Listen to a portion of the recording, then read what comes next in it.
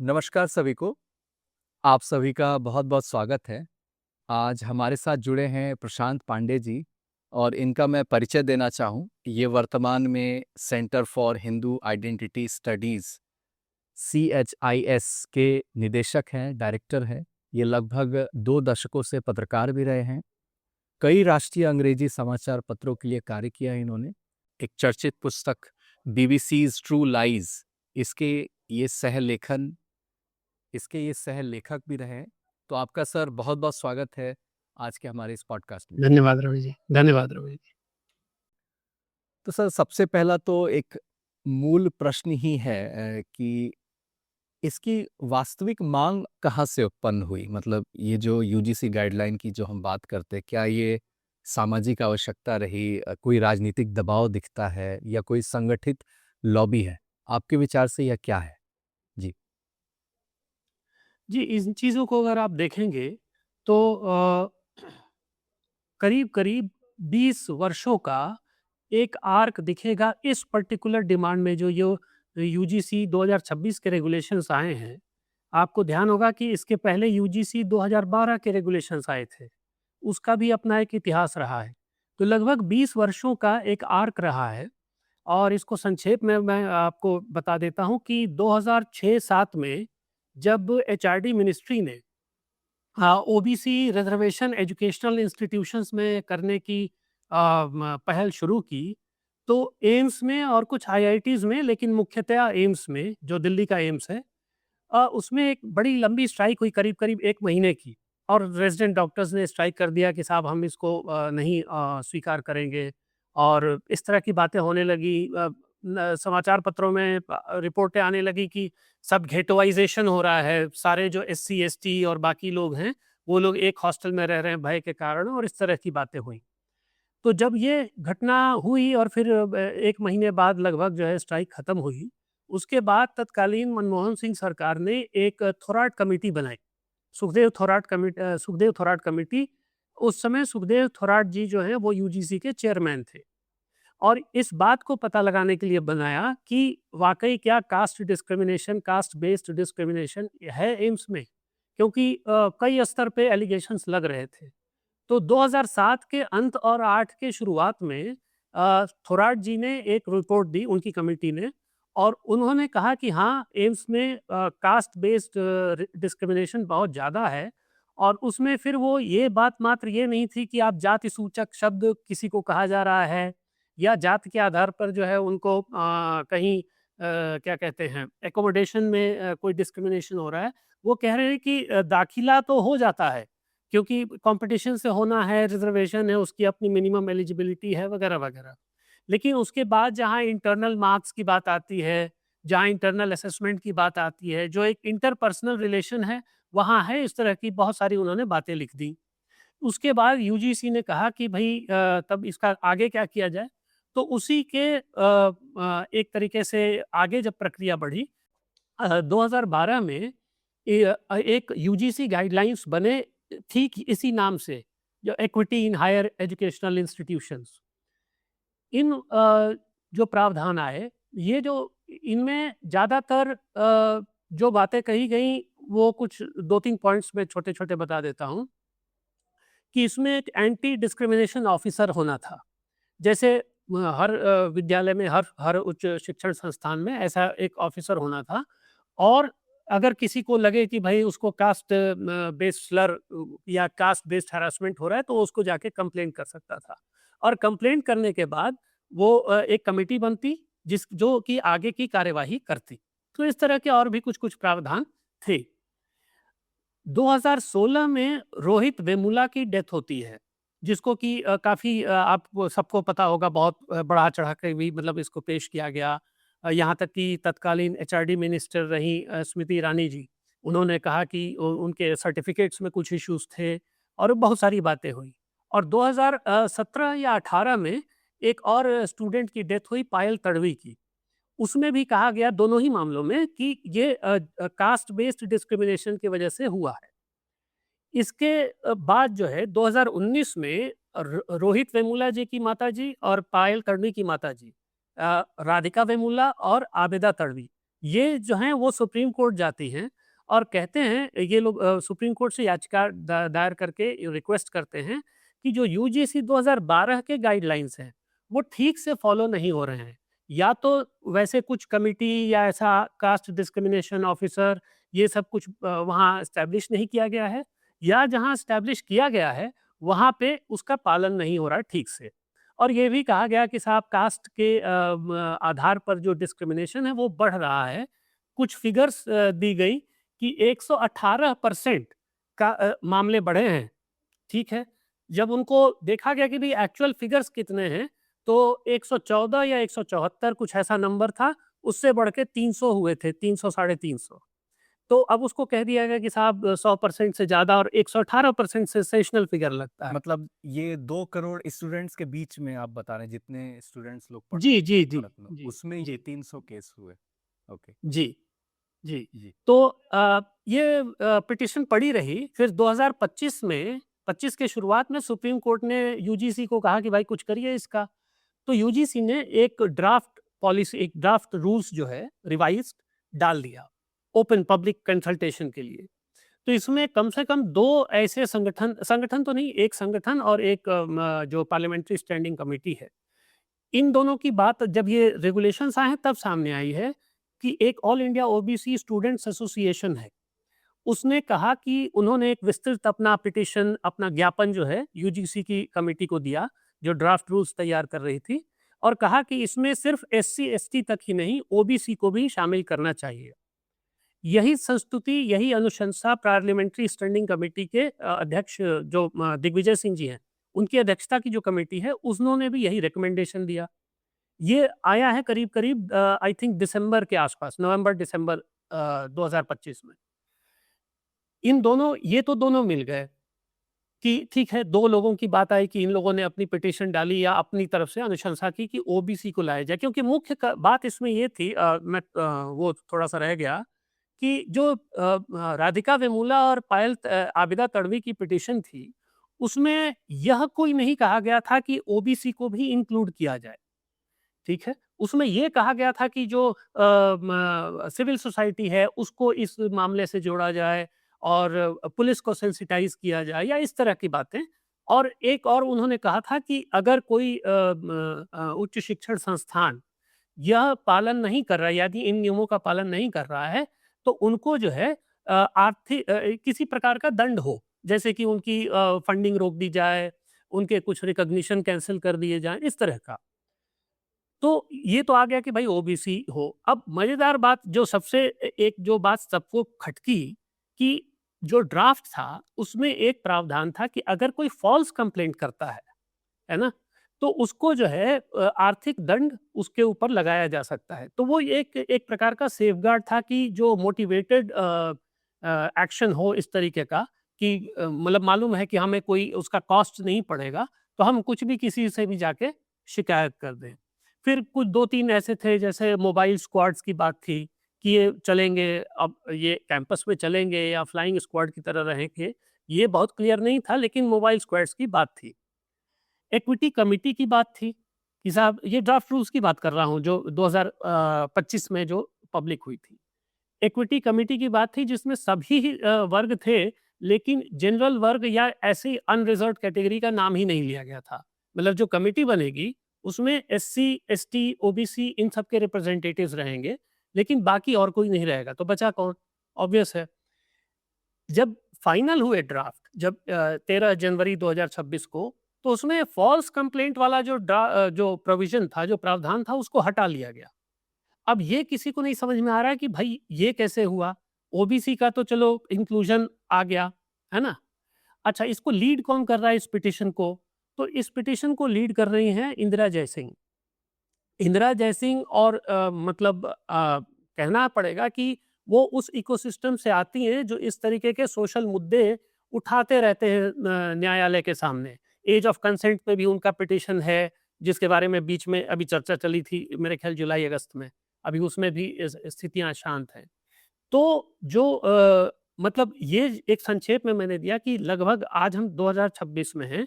2006 से इन घटनाक्रमों का एक आर्क मिलता है और सारी कड़ियाँ एक दूसरे से जुड़ी हुई। तो ये एक संक्षेप में मैं आपको बताना चाहता था।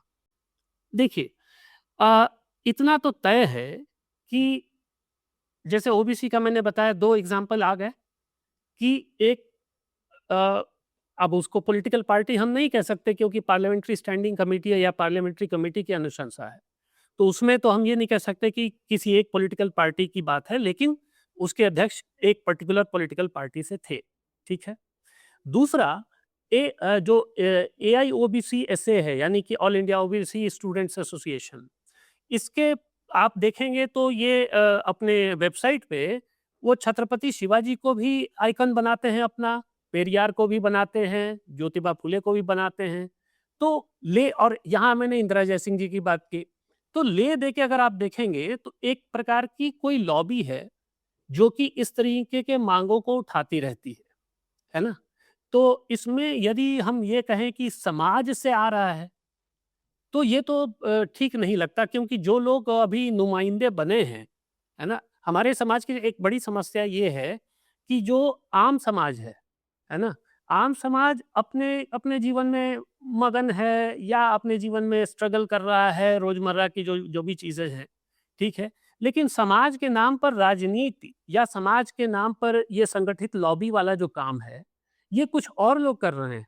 राइट? और वो हर समय कहते हैं कि साहब फलां समाज के साथ, और मतलब इस लॉबी की अगर आप देखेंगे ध्यान से, तो ये हमेशा विक्टिम खोजते रहते हैं भारतीय सोसाइटी में। चाहे जो महिलाएँ हों, एज ऑफ कंसेंट में यंग एडल्ट्स की बात की गई, इसमें जो है ओबीसी को भी ला दिया गया। तो इसमें मुझे लगता है कि संगठित लॉबी तो है ही, इसमें कोई दो राय नहीं है। और दूसरी बात, फिर अब इसमें कॉन्स्पिरेसी थ्योरी वाली बात आने लगती है कि भई पीछे से मतलब देश के बाहर से भी क्या इस तरह के कुछ प्रॉडिंग होती है कि चलो अब इस मुद्दे को उछालो, चलो अब इस मुद्दे को उछालो। क्योंकि ये मामला भी देखिए 2019 से पड़ा हुआ था, कोई इसमें खास एक्शन नहीं हो रहा था, और एकदम से ये मुद्दा आया है जब, तो कि कितना मतलब भयंकर हुआ है, इसका एक रिस्पॉन्स आया है, एक रिएक्शन आया है पूरे समाज में।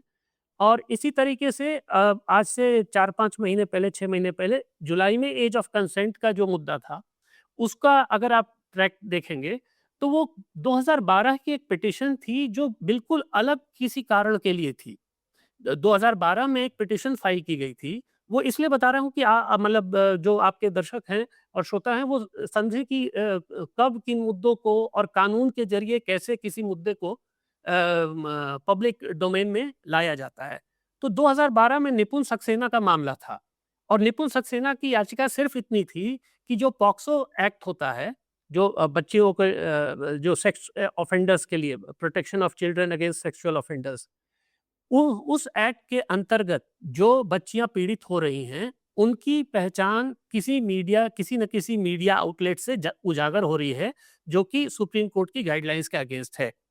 तो उन्होंने ये एक डिमांड किया कि आप, यानी कि न्यायालय, एक ऐसा आदेश पारित करे कि ऐसा ना हो। न्यायालय ने वो आदेश पारित कर दिया। उस मामले में इंदिरा जयसिंह जी एमाइकस क्यूरी थी। एमाइकस क्यूरी मोटे तौर पे जो है, आप उसको फ्रेंड ऑफ कोर्ट कह सकते हैं, ठीक है? यानी वो कोर्ट को असिस्ट करते हैं किसी भी मामले में, एक या तो नतीजे तक पहुंचने में, या उससे रिलेटेड जो भी कार्रवाई है उसमें उनकी सहायता ली जाती है। तो इसमें इंदिरा जयसिंह जी ये एमिकस क्यूरी थी, ठीक है? और अ, 2012 का वो मामला डिस्पोज ऑफ हो गया। उसी मामले में फिर से एक नया प्रार्थना पत्र उन्होंने दे दिया कि साहब ये जो पॉक्सो एक्ट के अंतर्गत 18 साल का जो मिनिमम एज है, अभी हमारे यहाँ जो एज ऑफ कंसेंट की बात होती है, तो पॉक्सो के एक्ट में अगर 18 साल से कम की कोई बच्ची है और उसके साथ कुछ होता है, तो आप उसमें रिलीफ नहीं पा सकते हैं। और पॉक्सो एक्ट जो है वो मजबूत एक्ट है, कड़ा एक्ट है, राइट? तो वहाँ भी देखिए समाज से कोई मांग नहीं आई। ऑब्वियसली पॉलिटिशियंस भी ऐसी चीज़ों में इन्वॉल्व ज़्यादा नहीं होते हैं, भारत के पॉलिटिशियंस ऐसे मुद्दों से दूर ही रहते हैं। और इस वाले मामले में जो अपना अभी यूजीसी का है, उसमें भी आप देखिए कि समाज से नहीं आई, उस एक पर्टिकुलर लॉबी से आई, और वहीं से जो है मुद्दे को फिर से ज़िंदा किया गया। जी, तो इसमें कोई दो राय नहीं है कि लॉबीज़ लगी हुई हैं, और उनका अपना एक वेस्टेड इंटरेस्ट, एक अपना एजेंडा होता है। राइट। और अभी एज ऑफ कंसेंट वाले में तो जो बादशाह हैं, जो रैपर हैं, उनका एक म्यूजिक एल्बम वीडियो दिखा, तो उसमें स्कूल के बच्चियों के साथ और लिरिक्स में अभद्र शब्दों का प्रयोग है। तो उसमें ये भी बात आ रही थी कि देखो, एज ऑफ कंसेंट अगर रिड्यूस हो जाएगी, ठीक है, तो आप स्कूल के बच्चे को भी सेक्सुअलाइज कर सकते हो, और आप पे कोई पनिशमेंट नहीं होगी आपकी, क्योंकि आपने एज जी, को रिड्यूस बिल्कुल। कर दिया। और ये 18 मतलब क्या, 12th स्टैंडर्ड, सीधी सीधी बात अगर हाँ, एज के हाँ, हिसाब से बिल्कुल, खोले बिल्कुल। तो। अभी अभी जो बादशाह को लोग फाइल कर रहे हैं, केस फाइल कर रहे हैं, वो उस समय बंद हो जाएगा अगर ये एज रिड्यूस हो जाए। ये भी बात आ रही थी। और यूजीसी पे यदि मैं वापस आना चाहूँ, तो उसमें आपने एनजीओ की बात की, और बुक भी राजीव मल्होत्रा जी लिखते हैं, who is raising your children, और उसमें यूनिवर्सिटी, एनसीईआरटी और इक्विटी जो वर्ड है, बड़ा लोगों को हार्मलेस लगता है ऐसे शब्द। अच्छा, इक्वालिटी तो थी, तो ये तो और बेहतर शब्द है इक्विटी, लेकिन अ, यदि लोगों की ये अंडरस्टैंडिंग नहीं कि ये किसी दूसरे देश में वही पॉलिसी उसने क्या किया 5 साल में, 10 साल में, यदि उसको हम एनालाइज़ ना करें, और एक आदर्शवादी के रूप में हमें लगता है कि ये अच्छी चीज़ है समाज, और अच्छे लोग ही ऐसा सोचते हैं कि ये तो अच्छी चीज़ है, राइट? डिस्क्रिमिनेशन नहीं होना चाहिए। लेकिन वो किस रूप से वेपनाइज़ हो जाती है और होती आई है, इसको यदि ना देखा जाए, जैसे कि फ्रॉड केस वाली भी, आप इस पर बेहतर बता पाएंगे कि एसटी-एससी एक्ट ऑलरेडी थी, राइट? और उस हुँ, पे भारतीय समाज ने उस सड़क पर वो नहीं आए, क्योंकि उनमें भी एक कंसाइन की बात सही है कि मतलब अगर हम इवॉल्व हो रहे हैं तो डिस्क्रिमिनेशन का कोई जगह नहीं है, राइट? लेकिन फिर भी एक बार तो मजबूत भी किया गया जब इलेक्शन का फेज आया, इलेक्शन हारी बीजेपी, और उसके बाद एक फेज आया तो उसमें, लेकिन ये एक एक है कि ये एक नेक्स्ट लेवल की बात है, क्योंकि आप ओबीसी को जोड़ करके आप ये जता रहे हैं कि अब कुछ ही ग्रुप हैं जो बच गए हैं, राइट? अ, जो ऑपरेसर हैं। अब ये जो ऑपरेशर ऑपरेस्ट फ्रेमवर्क है, ये क्या है? इस पर भी यदि आप प्रकाश डाल पाएँ। जी। देखिए, ये जो ऑप्रेसर और ऑप्रेस्ड वाली बात है, अ, इसका थोड़ा-सा इतिहास में जाएँगे, तो ऑब्वियसली ब्रिटिश टाइम से ये धारणा जो है वो बनी। क्योंकि उन्होंने शुरू किया, जेम्स मिल की बात आती है। अभी मैं किसी और चर्चा में भी बता रहा था कि जेम्स मिल ने लिखा कि ब्राह्मण का पोज़ीशन कहाँ पे है, और जेम्स मिल कभी भारत नहीं आए, और ये 1814 में उनकी पहली किताब आई, the history of British India, right? कभी भारत नहीं आए, किसी संभवतः किसी हिंदू से नहीं मिले होंगे, या कम से कम सनातनी हिंदू से तो नहीं ही मिले होंगे, राइट? तो वो क्या कहते हैं कि ब्राह्मण और मतलब ब्राह्मण और उस उनके नीचे जो है ना? उनकी क्या रिलेशन का मतलब डायमेंशन क्या है? तो कहते हैं कि का उसके भगवान से ब्राह्मण का उसके भगवान से जो रिलेशन है, मतलब ऑब्वियसली कहाँ भगवान, कहाँ ब्राह्मण, वही रिलेशन ब्राह्मण और उनके जो नीचे हैं उनका ब्राह्मण के साथ है। मतलब ब्राह्मण भगवान भगवान के जैसा है, वो जो कह देगा वही अंतिम सत्य है।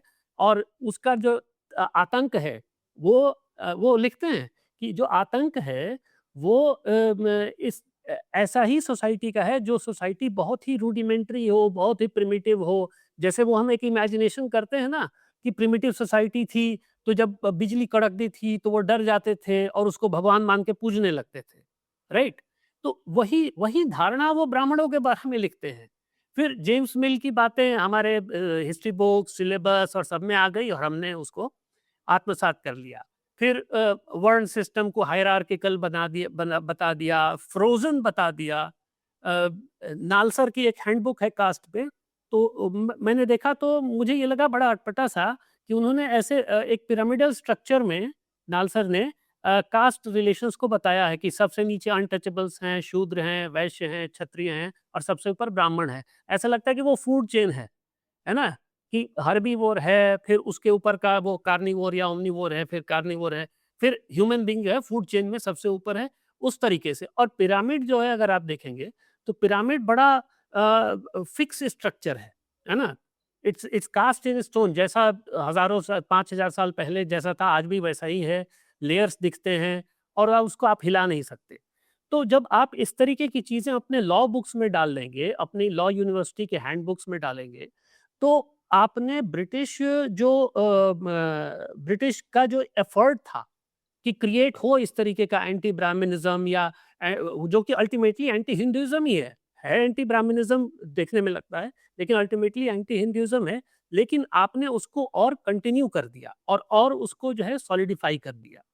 तो ये जो समस्या है मतलब कि जो क्या कहते हैं, हमने मुझे लगता है कई बार कि जितना सॉलिडिफाइड, जितना फ्रोजन कास्ट ब्रिटिश टाइम्स में नहीं था या कास्ट का फैक्टर, उतना हमने पोस्ट इंडिपेंडेंस अपने कभी कानूनों के जरिए, कभी अपनी पॉलिटिक्स के जरिए और कब अपनी इंटेलेक्चुअल डिस्कोर्स में उसको फ्रीज कर दिया, राइट? तो ये एक समस्या जो है वो है, रही है। राइट। और जेम्स मिल की भी आपने बात कही और अ, हमारे दर्शक पुरानी वीडियोस भी देख सकते हैं कि वो फ्रोज़न होने की बात क्या है और मोबिलिटी होने की बात क्या। हमने कई उदाहरण भी दिए थे कि कोई एक समाज जब संगठित होता है या क्षत्रिय लेवल का काम करता है तो कैसे वो ड्रॉ करता है कि एक कोई पूर्वज से अपने लीनिएज को ड्रॉ करता है। चाहे अभी रांची में भी छत्रपति शिवाजी महाराज की मूर्ति है बूटी मोड़ में। तो मुझे लगता था पहले कि अच्छा ये नेशनल फिगर हैं, तो जैसे महात्मा गांधी, सुभाष चंद्र बोस की फ़ोटो होती है, मूर्ति होती है, तो वैसे ही बना होगा, लेकिन ऐसा नहीं था। जो महतो कम्युनिटी है झारखंड में, तो वो एक समय में जो वॉरियर अपने आप को बताई ट्राइबल वॉरियर अंग्रेज़ों के विरुद्ध भी वो लड़ी। तो जैसे महार हैं, इवन छत्रपति शिवाजी महाराज जो हम कहते हैं, महार नहीं कौन-सी दूसरी जाति है, राइट? मतलब आज के टर्म में वो राजपूत नहीं रहे, लेकिन उन्होंने फिर सिसोदिया वंश से वो लीनिएज ड्रॉ करते हैं। तो कोई भी समाज अपवर्ड मूवमेंट की ओर जाता रहा है, जिसको जो स्टेट है और आज का जो कास्ट पॉलिटिक्स है या इलेक्टोरल पॉलिटिक्स है, उसमें ये हो गया है कि कौन सबसे पिछड़ा है, इसकी लड़ाई हो गई है, क्योंकि रिसोर्सेज उसे ज़्यादा मिलेंगे या प्रोटेक्शन उसे ज़्यादा, इसलिए अपवर्ड मूवमेंट सीधा डाउनवर्ड हो गया। राइट। और बल्कि फ्रीज हो गया मूवमेंट भी। कभी-कभी तो लगता है मूवमेंट भी नहीं है, वो तो एक लड़ लेते हैं कि अच्छा हमें भी ओबीसी के अंदर डाल दो, हमें भी एससी के अंदर। अब तो मूवमेंट चलते हैं, राइट, कि हमें इस कैटेगरी के अंदर डाल दो। और कैटेगरी के अंदर डालते ही आप बोलना प्रारंभ करते हैं कि हमें भी 3000 साल से पानी पीने नहीं मिला, और उस सर्टिफिकेट के पहले आप पानी पीने नहीं दे रहे थे, राइट? मतलब हाँ। ऐसी बात थी। जी।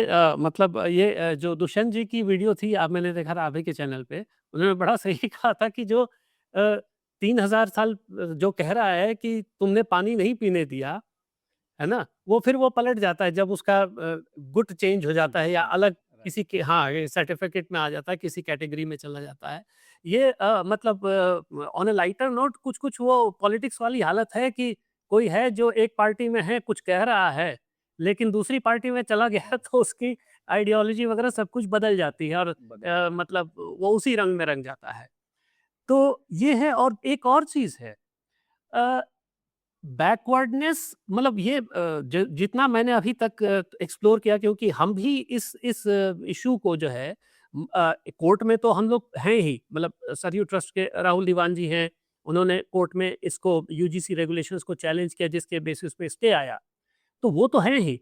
लेकिन अगर आप पीछे जाएंगे तो एक और जो कॉमन थ्रेड मिलता है, जो मिला मुझे, मैं आपसे वैसे शेयर कर रहा हूँ कि कास्ट को लेके जो अभी तक आर्गुमेंट्स कॉमनली दिए जाते हैं कि भाई ये सामाजिक आर्थिक तौर पे या सामाजिक एजुकेशनल तौर पे पिछड़े हुए हैं, पीछे पीछे रह गए हैं, उनको ऊपर लाना है, राइट?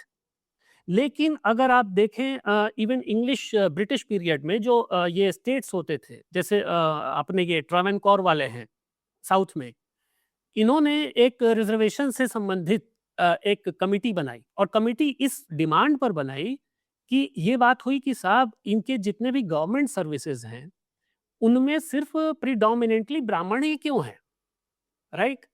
तो जो फोकस रहा है, और एक और कोई यहाँ दलित पैरोकार थी, अमेरिकन स्कॉलर, अब शायद नहीं रही, अब नहीं रही हैं, गेल गेल ओमवेट करके। उनका एक आर्टिकल मैंने पढ़ा जिसमें वो स्पष्ट कह रही हैं कि caste can not remove poverty, caste can not uplift the poor, caste can not, मतलब तो अगर मैं ये कह रहा हूँ कि कास्ट अगर ये सब कुछ नहीं कर सकता है, तो फिर करेगा क्या? तो वो कह रही हैं कि कास्ट एक ही चीज़ कर सकता है कि जो एक मोनोपोली बैठा रखी है ब्राह्मणों ने, है ना? सरकारी में चाहे पूरे तंत्र में अपना न्यूमेरिकली कम रहने के बावजूद उस मोनोपोली को तोड़ना है, राइट? तो ये एक वो ओरिजिनल थॉट तो यही है, लेकिन उसको सामाजिक न्याय के नाम पे, उसको जो है पिछड़ों को ऊपर उठाने के नाम पे, इन सब बातों को लेकर चीज़ों को एक एक प्रकार की पॉलिटिक्स हुई है, इसमें कोई दो राय नहीं है। और कई बार तो लगता है कि स्वतंत्रता प्राप्ति के बाद की जो पॉलिटिक्स है, उसने संभवतः हमारा अधिक नुकसान किया है। पोस्ट इंडिपेंडेंस हमने संभवतः जो है कास्ट के मैटर को अधिक सॉलिडिफाई किया है, कॉन्क्रिटाइज़ किया है और आइडेंटिटी पॉलिटिक्स के नाते उसको चलने दिया है। और ये एससी-एसटी में हुआ, फिर ओबीसी में हुआ, ओबीसी के आप देखें मंडल कमीशन जो है, पहले कालेलकर कमीशन बना 1950s में ओबीसी के मैटर को लेके। कालेलकर कमीशन ने अपनी रिपोर्ट में लगभग 70% रिजर्वेशन की बात की थी। लेकिन मज़ेदार बात ये थी कि कालेलकर साहब खुद ही जो उस कमिटी के चेयरमैन, कमीशन के चेयरमैन थे, कमिटी की नहीं, कमीशन के चेयरमैन थे, क्योंकि आयोग जो है वो एक, फिर वो उसके कॉन्स्टिट्यूशनल पावर्स वगैरह चेंज हो जाते हैं। तो कमीशन के चेयरपर्सन ने खुद ही अपनी चिट्ठी जो उन्होंने लिखी, एकम्पनिंग जो फॉरवर्डिंग लेटर होता है राष्ट्रपति को, उसमें उन्होंने कहा कि हम रिजर्वेशन की बात तो कर रहे हैं अपनी रिपोर्ट में, और लेकिन मुझे लग रहा है कि इस ऐसा करके हम और गलत ही कर रहे हैं। तो हालाँकि उसमें फिर ज़्यादा कुछ एक्टिविटी नहीं हुई। बाद में जब मोरारजी देसाई जी की सरकार बनी, तो बीपी मंडल कमीशन बना, सेकंड बैकवर्ड क्लास कमीशन, और तब जाके उसने रिपोर्ट दी, फिर कांग्रेस ने फिर ठंडे बस्ते में रखी, और फिर जो कोalition पॉलिटिक्स से उपजी स्थिति थी, उसमें वीपी सिंह सरकार ने 1989-90 में इसको इम्प्लीमेंट कर दिया। तो जिसके बाद आपको याद ही होगा कि कितना भयंकर जो है वो ये हुआ था, उसका प्रतिरोध, जिसमें बहुत सारे लोगों ने सेल्फ इमोलेशन किया था। राजीव गोस्वामी थे, उनका बड़ा फेमस था केस। तो हमने पोस्ट इंडिपेंडेंस जो है वो काफ़ी प्रॉब्लम क्रिएट किया है अपने लिए, मतलब सनातन समाज के लिए। जी।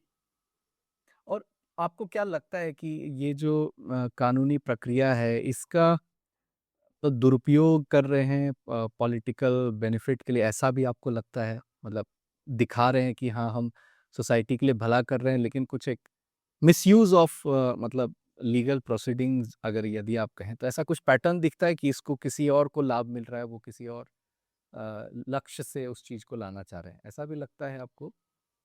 देखिए, इसमें क्या है ना, बिल्कुल ठीक आप कह रहे हैं, और इसके ऊपर मैं जो जो जितनी मेरी जानकारी है मैं आपसे साझा करूँगा।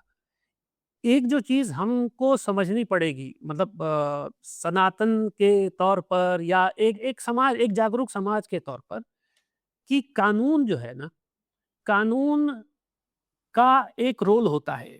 मतलब कोई भी समाज, कोई भी सभ्यता को कानून की आवश्यकता है। लेकिन कानून मोटे तौर पर क्या है?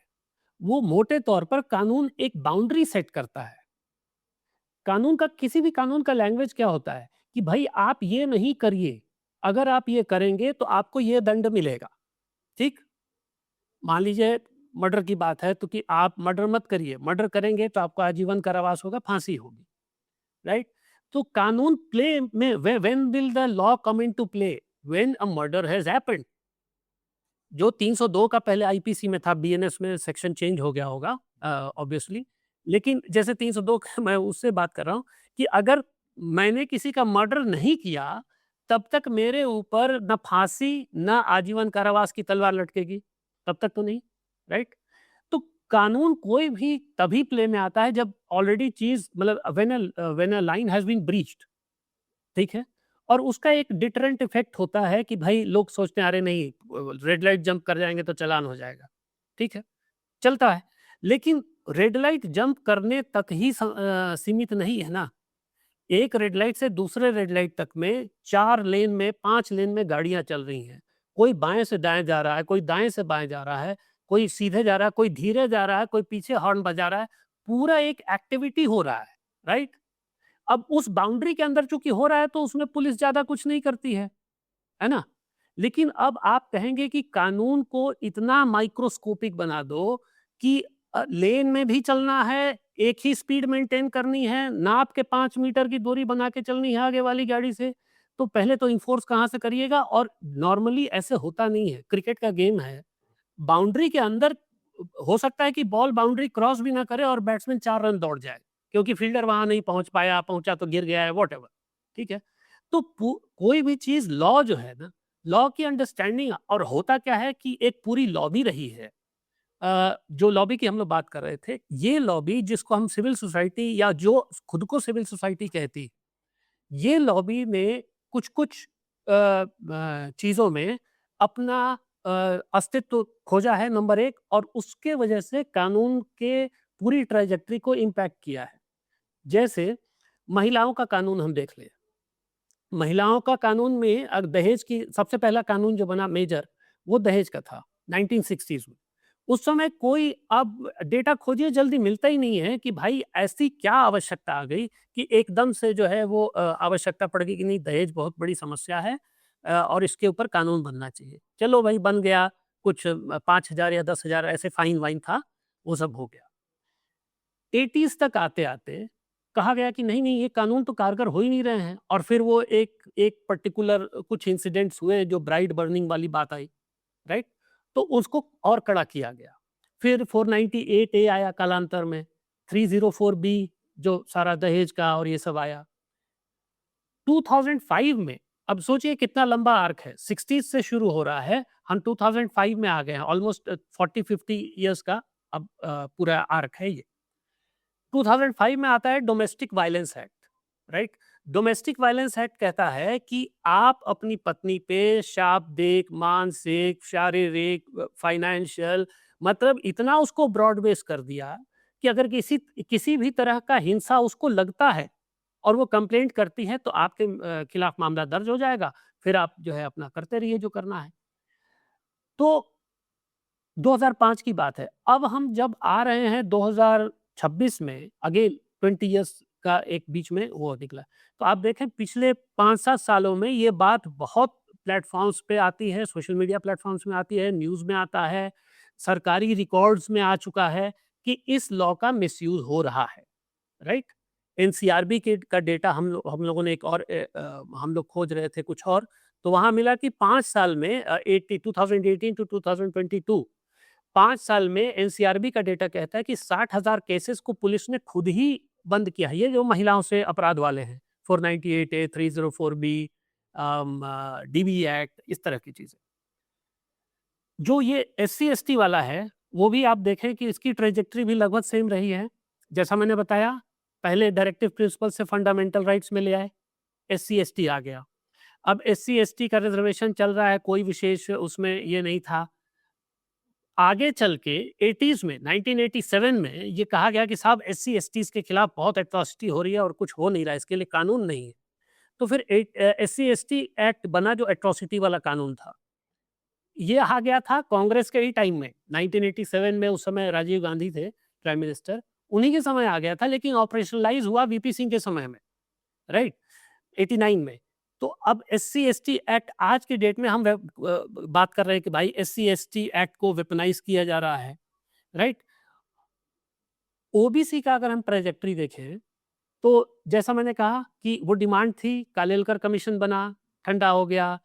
फिर जब थोड़ा-सा आगे 1970s में, मिड 1970s, मतलब जब जनता सरकार आई मोरारजी देसाई जी की, उस समय अगर आप देखें तो ओबीसी पॉलिटिक्स का अपना एक उसका इतिहास है। ऐसा नहीं है कि ओबीसी पॉलिटिक्स बिल्कुल पोस्ट इंडिपेंडेंस ही डेवलप हुई है। ओबीसी पॉलिटिक्स का जो एक त्रिवेणी संघ या त्रिवेणी महासंघ ऐसे करके बना था बिफोर इंडिपेंडेंस, ठीक है? तो वो भी एक धारा चल रही थी। तो उस धारा को कॉन्स्टिट्यूशनल जामा पहनाया गया मंडल कमीशन के ज़रिए। अब तक क्या हो रहा था कि चलो 1990 में तो हो गया, एक प्रतिरोध हुआ, फिर 2 साल के लिए सुनवाई हुई और सुप्रीम कोर्ट ने कहा कि सरकार का जो ये ओबीसी रिजर्वेशन वाला एक्ट है वो ठीक है। सुप्रीम कोर्ट ने मान लिया, कोई उसका विरोध भी नहीं हुआ। ले दे के लगा कि अच्छा चलो सोसाइटी ने उसको एसिमिलेट कर लिया। और उसका एक मेजर रीज़न ये रहा होगा, जो मेरी समझ है, कि उस समय प्राइवेटाइजेशन में, चूँकि लिबरलाइज़ हो रहा था देश, तो प्राइवेटाइजेशन ने बहुत सारे लोगों को जो इससे अफ़ेक्टेड हो सकते थे, एक नया एवेन्यू दे दिया, तो बहुत किसी ने माइंड नहीं किया। अब जबकि लग रहा था कि चलो, आपको याद होगा बीच-बीच में हर समय वो आता है कि प्राइवेट में भी रिज़र्वेशन होगा, है ना? इस प्रमोशन में भी रिज़र्वेशन है, कई जगह पे तो है भी, है ना? तो ये सारी चीज़ें होंगी, और अ, फिर भी समाज कुछ एक एक पॉज़िटिव मोड में था कि देश प्रगति कर रहा है, हम फाइनेंशियली बढ़ रहे हैं, हमारे नए-नए एवेन्यूज़ खुल रहे हैं, हमको नए-नए सेक्टर्स खुल रहे हैं जॉब्स के, है ना? तो शायद कोई असर नहीं पड़ रहा था। तो कभी-कभी लगता है कि कहीं ऐसा तो नहीं कि उन लोगों को लगा कि भाई ये पत्ता चला नहीं, ये प्राइवेटाइज़ेशन, सॉरी, प्राइवेट में रिज़र्वेशन वाला, तो क्यों ना ओबीसी के पत्ते को खेला जाए। जो वैसी शक्तियाँ हैं, क्योंकि ये ज संगठित लॉबी की जो हम लोग बात कर रहे हैं, ये वैसी शक्तियाँ हैं, हमको उतना आइडिया है। तो कभी-कभी लगता है कि क्या ये जानबूझकर किया गया? क्योंकि अभी तक हमें ये नहीं पता चल पाया है कि आखिर वो एक एक जो सेफगार्ड था, द ओनली सेफगार्ड, कि फ़ॉल्स कंप्लेंट पर आर्थिक दंड होगा, वो गया कहाँ? राइट? और जो लॉबी है, उनके एक वकील हैं, दिशा वाडेकर, ये मुझे लग रहा है कि शायद वो जूनियर होंगी या वन ऑफ द रिप्रेजेंटेटिव्स होंगी, इसी ये राधिका वेमुला वाले मामले में। तो उनका इंटरव्यू है वायर पे, वो कह रही हैं कि उनसे पूछा गया कि भाई अगर हम कास्ट न्यूट्रल बना दे तो क्या समस्या है ना? भाई मैं जनरल क्लास से हूँ, मेरे ऊपर भी कोई कास्टिस्ट क्लर्क कर सकता है, कोई कास्टिस्ट हैरासमेंट कर सकता है, तो अगर मैं भी एग्रीव्ड हूँ तो मैं भी जाके कंप्लेन कर सकूँ, होना चाहिए, मतलब प्रिंसिपल ऑफ नेचुरल जस्टिस तो यही कहता है। लेकिन उन्होंने कहा कि अगर हम ये मान लेंगे तो फिर जो हमारा सारा डिस्क्रिमिनेशन का नैरेटिव है वही ध्वस्त हो जाएगा। ध्वस्त हो जाएगा। तो आप देख रहे हैं कि सारी चीज़ें एक-दूसरे से जुड़ी हुई हैं, और कानून के नाम पे जो खेल हो रहा है, उसमें है कि ये मतलब किसी न किसी स्टेज पर जाके इसका वेपनाइज़ेशन होना बहुत मतलब वी शुड एक्सपेक्ट कि ऐसा ही होगा। क्योंकि विक्टिमहुड जो है ना, विक्टिमहुड अपने आप में एक बहुत ही बड़ा हथियार है किसी भी समाज के अगेंस्ट। अगर समाज में आप 2-4 सेक्शंस निकाल लें विक्टिम्स के, और उनको उनके ऊपर विक्टिमहुड थोप दें, तो फिर तो समाज वो कभी भी ये नहीं करेगा। फिर वही ऑप्रेस्ड वर्सेस ऑप्रेसर वाला, ऑप्रेस्ड भी परमानेंट, ऑप्रेसर भी परमानेंट। तो ये सारी और चीज़ें। अजीब बात ये भी थी कि ये जो गाइडलाइन, इसमें एनजीओ अपनी एंट्री चाहते हैं। ये अपने आप में बड़ा हाँ। लगता है कि फँसाने वाली बात है। मैं परसों ही एक माननीय टीचर, शिक्षक हैं, उनसे बात कर रहा था। तो मैं अपनी प्रोजेक्ट के बारे में बता रहा था कि मुझे एंटी मैकॉले, मतलब मैकॉले ने क्या किया उसके ऊपर अ, बातों को समझना है, मैकॉले ने किया क्या, जो हम बुराई करते हैं मैकॉले की। और तो मेरा संदर्भ ये था कि आप बताइए कि अभी स्कूल्स में क्या चल रहा है, ठीक है? तो उन्होंने बताया कि ये एनजीओ बहुत ज़्यादा प्रोएक्टिवली गाइड कर रहे हैं कि चीज़ें कैसी होनी चाहिए। हम टीचर्स से नहीं पूछा जा रहा है। पढ़ा हम रहे हैं, ठीक है, बट कोई थर्ड पार्टी है, कोई एनजीओ है, वो बता रही है कि जो जेंडर वाली स्टडीज की जो बात आती है क्लास 7 की बुक में ये डाल दी जाए, मतलब। और विरोधाभास देखिए कि जब एनसीईआरटी में अभी छपी बात, सुप्रीम कोर्ट या कोर्ट के में जो करप्शन होता है उसके ऊपर जो है, तो कितना मतलब फास्ट एक्ट किया कोर्ट ने भी, और माफी तक मांगी एनसीईआरटी ने, और बैन कर दिया गया जो फ्रेंच स्कॉलर है, मैं नाम बोल रहा हूँ, Michael Michel Michel Danino. Michel Michel Danino. तो अब फॉल्स बातें तो कितनी रही है एनसीईआरटी बुक में, हमेशा से रही, कभी माफी नहीं मंगवाया गया, राइट, मतलब कभी नहीं माफी मंगवाया गया। लेकिन अ, तो दिखती है, राइट, कि एब्सोल्यूट पावर करप्ट्स एब्सोल्यूटली की जो लाइन भी आती है, जैसे प्रिंसिपल ऑफ नेचुरल जस्टिस होता है उसी तरह पावर। और बल्कि इसलिए बनाई गई थी ना कि एग्जीक्यूटिव, जुडिशरी और लेजिस्लेचर की, ये तीनों एक दूसरे को क्रॉस करे, राइट, क्रॉस चेक करे।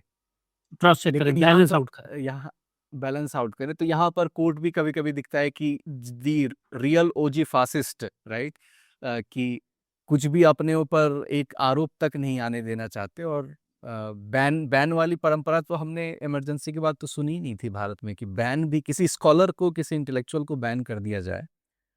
और वैसे स्थानों पर यदि एनजीओ आ जाए, समाज से ना पूछा जाए, तब तो आप जो संप्रभुता, सॉवरेनिटी की बात करते हैं, तब तो वेस्टर्न इम्पोर्ट सारी चीजें आ जाएंगी। और अब ट्रम्प को भी हम देख रहे हैं कि डीईआई को सबसे पहले बंद किया जब वो पावर में है, डाइवर्सिटी, इक्विटी, इंक्लूजन जो डिपार्टमेंट है। और जो हमारे दर्शक हैं, जो इन चीज़ों में विश्वास रखते हैं कि नहीं रिजर्वेशन मिलना चाहिए, नहीं क्योंकि उनको कई पीढ़ियों से सताया गया, वो पिछड़े रह गए, तो आप थॉमस सॉवेल को ज़रूर पढ़िए कि सोशल जस्टिस अपने आप में कितना बड़ा बिजनेस है। वो किस साइकी के साथ आता है, राइट? क्योंकि मेरिट, समृद्धि जब तक नहीं आएगी, पाई केक जब तक बड़ा नहीं होगा, उस केक को आप क्या डिस्ट्रीब्यूट कर रहे हो? आप छोटे केक को डिस्ट्रीब्यूट कर रहे हो तो गरीबी ही आप बांट रहे हो, राइट? मतलब आप पहले समृद्धि तो लाने की बात करो, then you can. Actually Ravi ji, इसमें ना ये थोड़ा समझने की बात है। होता क्या है कि अ, जब इस तरह के किसी भी उसकी बात होती है, तो हर बार मतलब आप आम जब चर्चा करेंगे, तो आप सुनेंगे कि अरे रिजर्वेशन तो 10 साल के लिए था और फिर तो खत्म हो जाना था, ये लोग एक्सटेंड करते जा रहे हैं, राइट? कालेलकर कमीशन में रिपोर्ट में कालेलकर जी कहते हैं कि कुछ समय के लिए उनका उनका लॉजिक ये है कि कुछ समय के लिए हमें उनको ज़्यादा से ज़्यादा रिजर्वेशन देना चाहिए ताकि वो जल्दी से आ जाएं ऊपर, ठीक है? और उसके बाद फिर हम ये कर लेंगे, ठीक है? उसके बाद कोई समस्या नहीं रहेगी। मेरा अपना इंटरव्यू का एक मौका मिला वीपी सिंह जी के बेटे का बहुत पहले, जब मैं वहाँ प्रयागराज में पोस्टेड था। उनका नाम भूल रहा हूँ, अजय अजय सिंह है शायद, मतलब 2 हैं शायद, अजय सिंह जो वहाँ पे पहले कुछ समय के लिए पॉलिटिक्स में थे, फिर छोड़ दिया उन्होंने। तो अजय सिंह से मैंने पूछा, क्योंकि बेसिकली मैं स्टोरी कर रहा था उनके किले पे, वो राजा मांडा थे वीपी सिंह जी, तो मांडा का जो फोर्ट है ना, उसके ऊपर मैं स्टोरी कर रहा था, तो उसी सिलसिले में मुलाकात हुई थी। उन्होंने भी यही कहा कि देखिए मेरे पिताजी ने जो ओबीसी के लिए रिजर्वेशन लाया, अगर पिताजी रह जाते तो 10 साल के अंदर वो हटा देते, राइट? अब प्रॉब्लम ये है कि अगर आज की डेट में जब एक मॉल में 30% 40% सेल अगर अनाउंस हो जाए, तो फुटफॉल एकदम से मल्टीप्लाई हो जाता है। तो जहाँ कोई वो नहीं छोड़ना चाह रहा है, राइट? एक एक हो सकता है 2 दिन की सेल, 15 दिन की सेल मतलब लगी रहती है। हम नहीं छोड़ना चाहते ना, irrespective of which class we are, ठीक है? अरे यार सेल लगी है, चलो सस्ते में मिल जाएगा। तो कोई चीज़ अगर आपने उसको लो हैंगिंग फ्रूट बना दिया, तो उसको कोई छोड़ना नहीं चाहेगा, राइट? अब समस्या ये है कि समृद्धि का क्या पैमाना है? तो मुझे लग रहा है कि अगर हम ये बात सबको मालूम है, ओबीसी को भी मालूम है, एससी, एसटी को भी मालूम है कि अगर हम सरकारी नौकरियों की बात करें, तो उनमें इतनी अब्ज़ॉर्प्शन कैपेसिटी नहीं है कि इतने करोड़ों लोगों को वो नौकरी दे पाए, ठीक बात? राइट? उनको मालूम है। लेकिन उतना ही हो सकता है कि उनकी पूरी पॉपुलेशन के शायद 5-10% लोग जो है वो रिज़र्वेशन के थ्रू एजुकेशन या उसमें जाते होंगे। मैं एक वैसी रफ़ बात कर रहा हूँ। लेकिन आप उसको भी लेंगे तो आज की डेट में किसी को भी लगेगा कि अरे! ये तो भाई मेरा प्रिविलेज था, ये आप तो प्रिविलेज मेरा कैसे ले लिए, राइट? तो समृद्धि कहाँ तक? है ना? एक तो वो कि मतलब किस पॉइंट पे आके हम कहेंगे कि हाँ, now we have reached situation where we need not provide special जिसको ये लोग अफर्मेटिव डिस्क्रिमिनेशन कहते हैं या अफर्मेटिव एक्शन। दूसरी बात ये है कि कोई भी सोशल प्रॉब्लम अगर ये सोशल है, ठीक है? उसका एक इकोनॉमिक एस्पेक्ट है, उसको तो आप नहीं करते मतलब इस चीज़ को मैं बार-बार कह रहा हूँ, रिपिटिटिव लगेगा, लेकिन चाहे वो कालेलकर कमीशन की रिपोर्ट हो, चाहे उससे पहले वाली जो और भी कमिटीज़ जो बनाई स्टेट्स ने, प्रिंसली स्टेट्स ने, उनकी बात में सब कुछ समस्या है कि लोगों की नौकरियाँ चली गई, यहाँ की इकोनॉमी ध्वस्त हो गई, ऑब्वियसली ब्रिटिश की वजह से हुई, सब कुछ सारी बातें होंगी, लेकिन कल्प्रिट कौन है? Caste system. विपिंग बॉय, वो फेवरेट विपिंग बॉय जिसको बोलते हैं ना, एक कास्ट सिस्टम। कालेलकर साहब भी कह रहे हैं कि ये थोड़ा-सा हो जाए। कालेलकर साहब खुद कह रहे हैं कि ओबीसी के जो लोग थे या मतलब जो बैकवर्ड क्लास के लोग थे, उन्होंने एजुकेशन पर ध्यान नहीं दिया क्योंकि जो वो कार्य कर रहे थे उसमें अंग्रेजी एजुकेशन की आवश्यकता थी नहीं, राइट? और भी आप इतिहास पढ़ें और साहित्य पढ़ें तो पता चलेगा कि ब्राह्मणों के पास ना तो पुरोहिती बची थी, ना कुछ ज़मीन बची थी, तो भाई क्या करें, तो अंग्रेजी पढ़ के सरकारी नौकरी में घुस जाओ। इस तरह की बातें थी। लेकिन मतलब तो वही मैं कह रहा हूँ कि ये जो एक समस्या है कि हम जो है क्या कहते हैं, उसको कैसे कहें? सॉरी, मैं कहाँ था? जी। नहीं, मेरिट वाली बात अभी आ रही थी। मेरिट हाँ, तो जो समृद्धि की बात कर रहा था मैं, समृद्धि को आप किस उस पे आँकेंगे, राइट?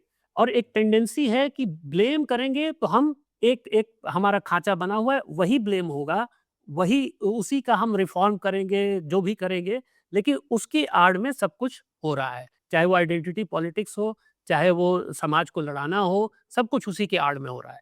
सामाजिक न्याय, महिलाओं को न्याय, एंटी ब्राह्मणिज़्म, बस यही 3-4 हैं मुद्दे जिसके ऊपर समाज को लड़ाया जा रहा है।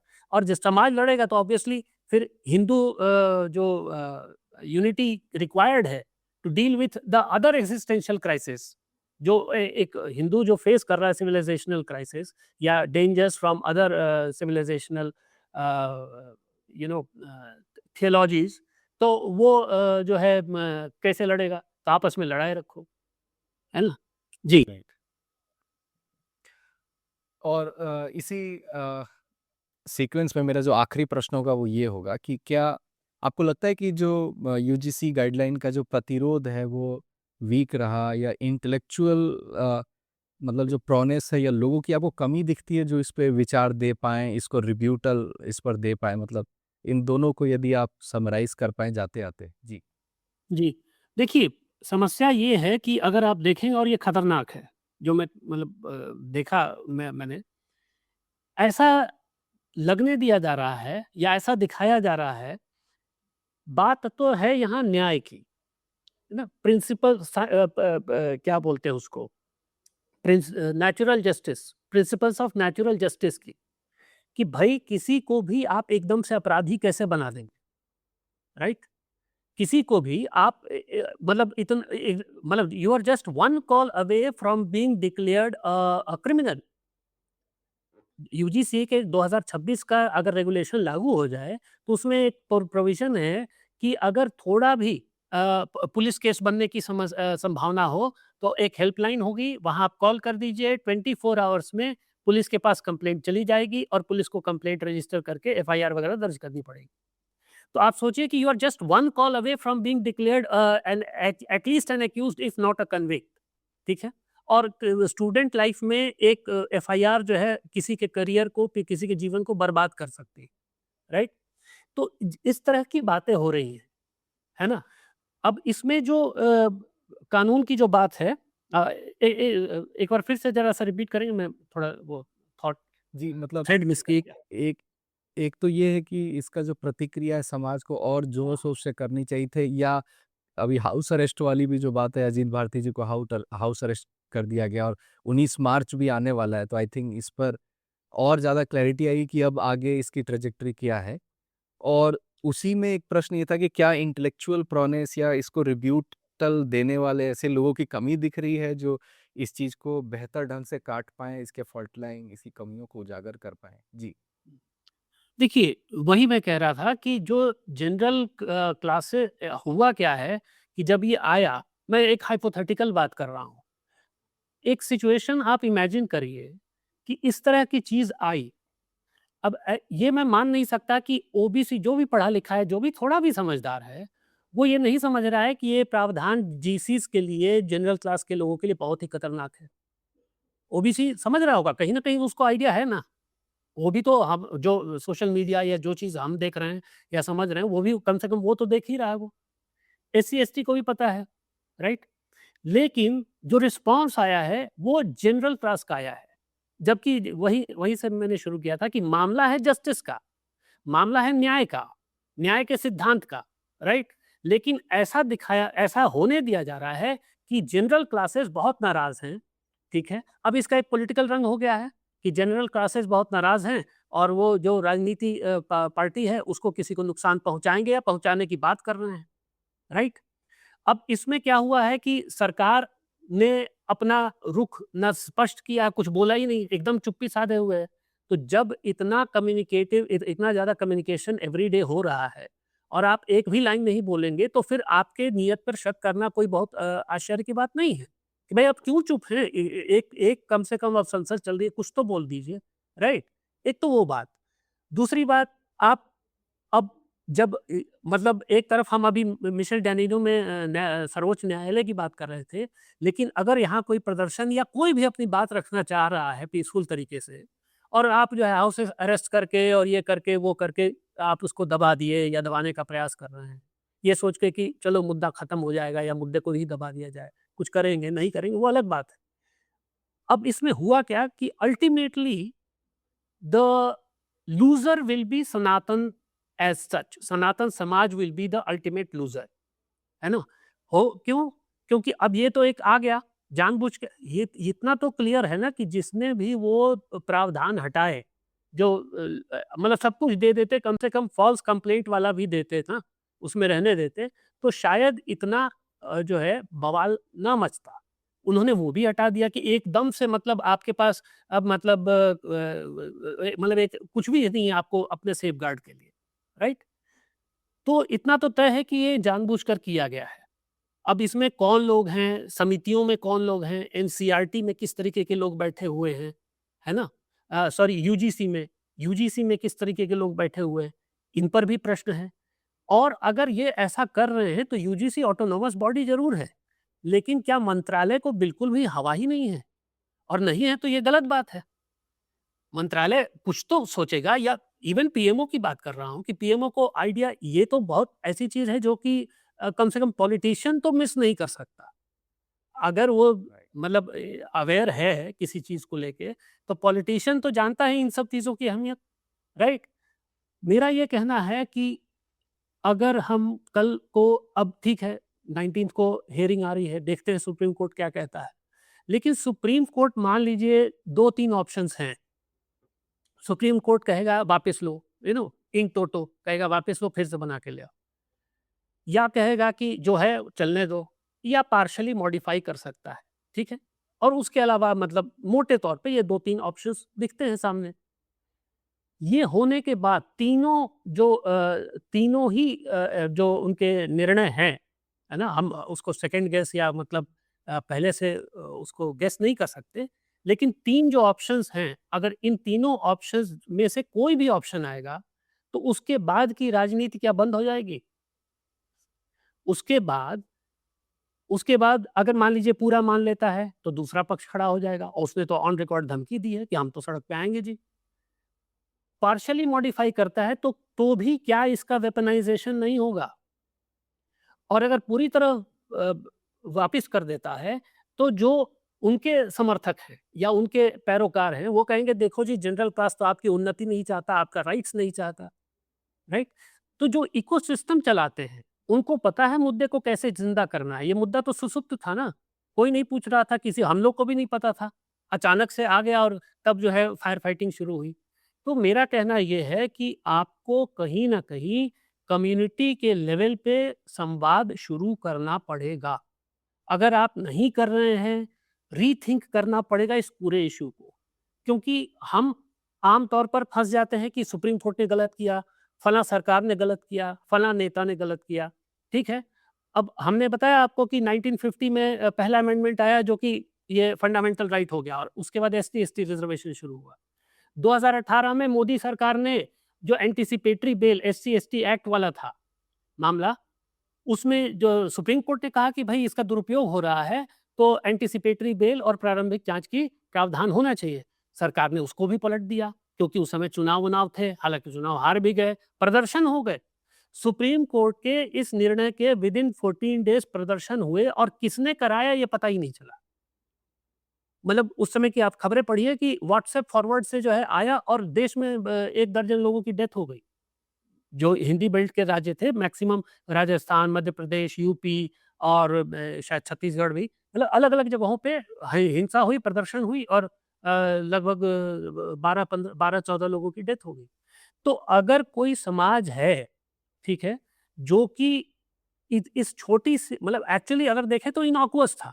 प्रिंसिपल्स ऑफ नेचुरल जस्टिस की बात करें, सुप्रीम कोर्ट कह रहा है भाई बहुत सारे मामले आ रहे हैं मिसयूज़ के, आप मिसयूज़ मत करिए, प्रारंभिक जाँच कर लिए। इस इतना इनॉक्युअस जजमेंट अगर आपके देश में प्रदर्शन, हिंसा और राजनीतिक कॉस्ट क्रिएट कर दे रहा है, तो इसका मतलब एज़ अ समाज हम लोग बहुत कमज़ोर हैं। हमें अपने समाज के जो इंटरलिंकेजेज़ हैं, आप अपने ही समाज में कम से कम इंटरलिंकेजेज़ मजबूत करिए। ठीक है, बाकी हम क्रॉस कास्ट अलायंस की बात बाद में कर सकते हैं, लेकिन अपने समाज में कम से कम सोचिए तो कि इसको लड़ा कैसे जाए? इसमें इंस्टीट्यूशंस अगर सेटअप करने हैं, तो इंस्टीट्यूशन सेटअप करें।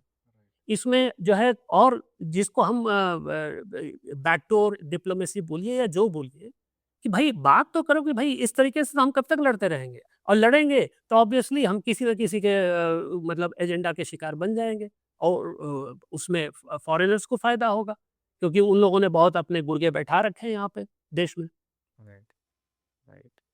बिल्कुल सही बात। जी। और ये दिखता भी आया है और I think civil society society को होनी चाहिए, नॉट एनजीओ, यदि अगर हम बोले, क्योंकि अ, ये कह भी देना कि ये सरकार का काम है, तो आप अपनी जिम्मेदारी किसी और के ऊपर नहीं डाल सकते, राइट? ये आपको अपनी जिम्मेदारी, अपने समाज की जिम्मेदारी स्वयं लेनी पड़ेगी। और स्वयं जो आप कह रहे हैं बैकडोर डिप्लोमेसी, और अपने आवाज को भी प्रखर करना पड़ेगा, तभी जा करके बिल्कुल, आपके बिल्कुल, बात बिल्कुल। सुनी भी जाएगी, राइट? देखिए, जो गलत है, वो गलत है ना? उसमें आप रेशनलाइज़ करने लगिएगा तो फिर तो हर गलत चीज़ रेशनलाइज़ हो सकती है। ऐसा तो है नहीं कि आप ही के पास वो डिस्क्रेशन है कि नहीं, मैं ही अपनी गलत बात को रेशनलाइज़ कर सकता हूँ, सामने वाला नहीं कर सकता है। और दूसरी बात जो हम लोग अभी बात कर रहे थे एनजीओ की और सिविल सोसाइटी की। सिविल सोसाइटी का मैं एक वैसे ही मतलब हल्के-फुल्के अंदाज़ में कहना चाहूँगा कि सिविल सोसाइटी और अंडरवर्ल्ड, ये ना, ये जो सिविल सोसाइटी एनजीओज़ का पूरा सेक्टर है और जो अंडरवर्ल्ड है, ये तभी फ्लरिश करता है जब आपका ना समाज काम करता है, ना सिस्टम काम करता है। और ये आपको बचाने के नाम पे, आपको उत्थान के नाम पे आपसे वसूली करता है। यू नो जो अंडरवर्ल्ड क्या है, प्रोटेक्शन मनी लेता है कि भाई मेरे से तुमको कौन बचाएगा? तुम मेरे को तुम पैसा दो तो हम तुमको ये करेंगे। और ये वही एक्ट करेगा, वही जो है फ्लरिश करता है जहाँ सिस्टम्स काम नहीं करते, जहाँ सोसाइटी काम नहीं करती। सिविल सोसाइटी का भी वही हाल है, ये जो एनजीओ का सेक्टर है। ये खोज-खोज के विक्टिम तुम क्यों क्रिएट करते रहते हो भाई? कभी महिला महिला में भी कई सारे वो हैं, बच्चियों को तो ये वो वहाँ ये दलित हैं तो ये पिछड़े हैं, हम इनके लिए काम करेंगे। आज तक आपने किसी एनजीओ को सुना है कि नॉर्मल किसी लोगों का जो समस्या है उसके लिए काम करे? हम जी डेस्टिट्यूट वो क्या डिप्राइव्ड क्लासेस के लिए काम कर रहे हैं, हम इसके लिए काम कर रहे हैं।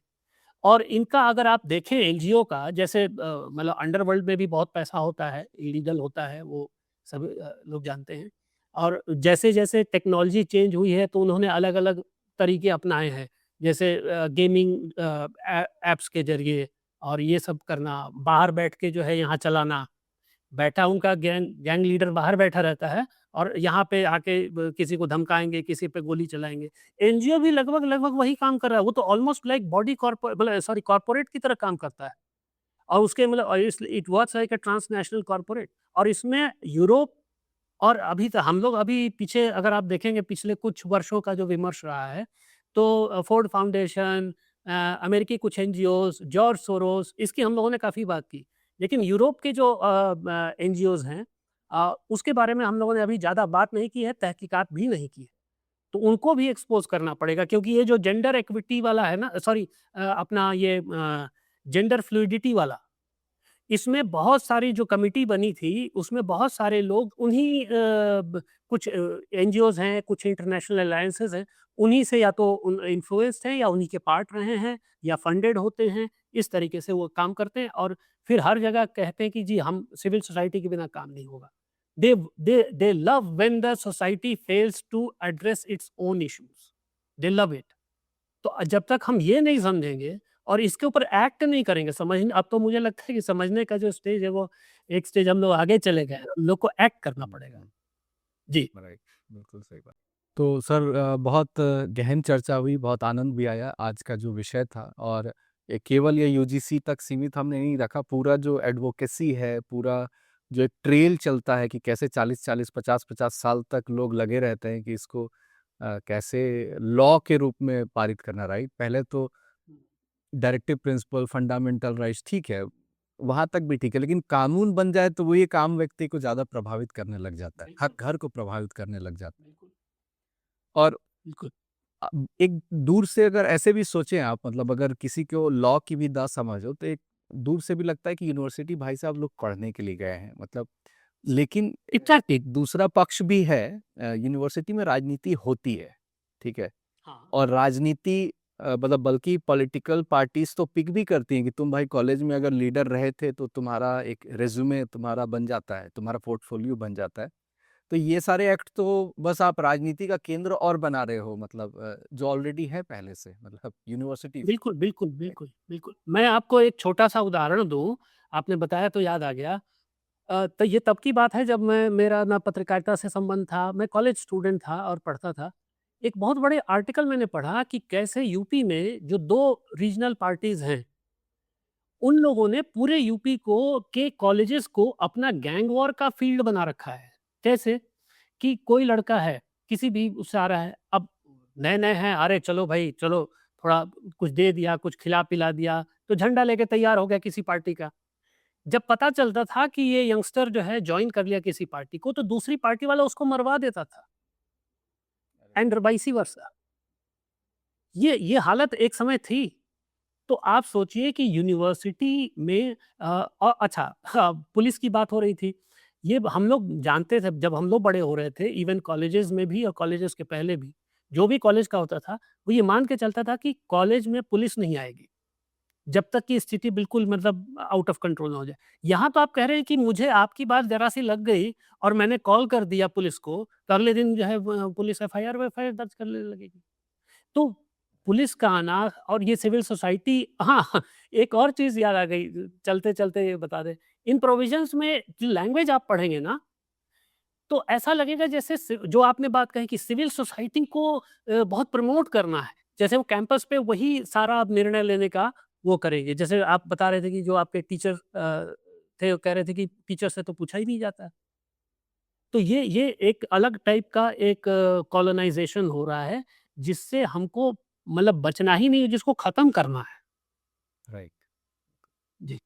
और इस पिटीशन में मैंने एक नाम भी सुना, एसएन बालगंगाधर जी का नाम सुना, और उनकी एक बुक थी जिसमें शायद उन्होंने को ऑथर किया था, 13,000 रुपए की कुछ बुक, एक हार्ड कवर में मैंने देखी, जिसको सुप्रीम कोर्ट में उस बुक को कोट करके बताया गया कि कॉलोनियल हैंगओवर है कुछ पॉलिसी लेवल पे, और उसको हम कंटिन्यूटी में ला रहे हैं, तो वो सही मेथोडोलॉजी नहीं है। ऑपरेसर ऑपरेस्ड को अगर आपने फ्रीज कर दिया भाई, अ, अगर शोषण हुआ है तो वो दोनों तरफ से हुआ है। तो प्रिंसिपल ऑफ नेचुरल जस्टिस ये कहता है कि गलत किसी के साथ नहीं होना चाहिए, आप परमानेंट ऑपरेसर और परमानेंट ऑपरेस्ड मत बना दो उसे, राइट? ठीक है। जी, जी, और ये मतलब it goes against even basic common sense. मतलब आप सोचिए कि इतने हज़ारों सालों में सब कुछ बदल गया। हमारा विश्व का नक्शा कितनी बार बदल गया, अभी भी बदल रहा है। पहनने-ओढ़ने का ढंग, चलने का ढंग, सोचने का ढंग, सब कुछ बदल गया, लेकिन काश ऐसा फ्रीज़ किया हुआ है हमारे पूरे विमर्श में, जैसे लगता है कि उसको तो मतलब कोई हिला ही नहीं सकता है। तो लोग भूल ही ये जाते हैं, मैं अचानक से कुछ ऐसा होता है कि लोगों को याद आने लग जाता है, फिर से लोग तो भूल ही जाते फ्रैगमेंटेड मेमोरी हो गई है ना, फ्रैगमेंटेड मेमोरी हो गई, प्लस होता क्या है कि मान लीजिए आप तो, जो आम जनता है, वो तो अपना जीवन जी रही है ना, कि भाई पढ़ाई-लिखाई किया, करियर बनाया, बिज़नेस किया, किसी नौकरी में गए, जो भी किया, शादी किए, बच्चे किए, फिर आगे अपना गए। उनमें से कुछ जो है एक स्पेसिफिक नीश कार्य करेंगे, है ना? कुछ करेंगे। सोसाइटी वैसे चलती है, लेकिन अगर कोई फ़ोकस्ड है ना? कि आपको तो मैं बर्बाद करके रख रख दूँगा। उसका सोचने का ढंग आप देख रहे हैं, मतलब कहाँ-कहाँ से चीज़ें जो सो जाती हैं, उनको फिर से ज़िंदा कर देना। चीज़ें जो ख़त्म हो सकती हैं, जो नॉर्मल कोर्स में मतलब कि में अगर अंतिम मतलब एक अंतिम स्टेटमेंट या जो कह लीजिए, जितना भी मैंने पढ़ा, ऐसा लगता है कि जैसे सनातन समाज के सामने जो समस्याएँ आज से 100 150 साल पहले थी, आज भी हम वहीं पे खड़े हैं। सब कुछ बदला, लेकिन सनातन समाज ने अपनी यात्रा अभी शुरू ही नहीं की है, ऐसा फ़ील होता है मुझे, जिसकी कि बहुत आवश्यकता है। बिल्कुल, बिल्कुल सही बात। तो जी, चलिए सर, बहुत अच्छे नोट पे आपने एंड किया कि अब जो है केवल सोचना और विचारना नहीं है, एक्ट भी करना है, राइट? बिल ठीक है। बिल्कुल। तो बहुत-बहुत धन्यवाद सर आज जुड़ने के लिए। बहुत-बहुत धन्यवाद रवि जी आपको यहाँ हमें बुलाने के लिए, हमसे बातचीत करने के लिए, और देखिए कोशिश रहेगी कि ऐसे ही अलग-अलग मुद्दों पे हम बातचीत करते रहें, ताकि हमारी भी अंडरस्टैंडिंग बढ़ती है और जो सुन रहे हैं उनकी भी अंडरस्टैंडिंग बढ़ती है, वो भी अपना विचार रखेंगे, तो उससे और भी चीज़ें निकल के आएँगी। बहुत-बहुत धन्यवाद। ठीक है, नमस्ते।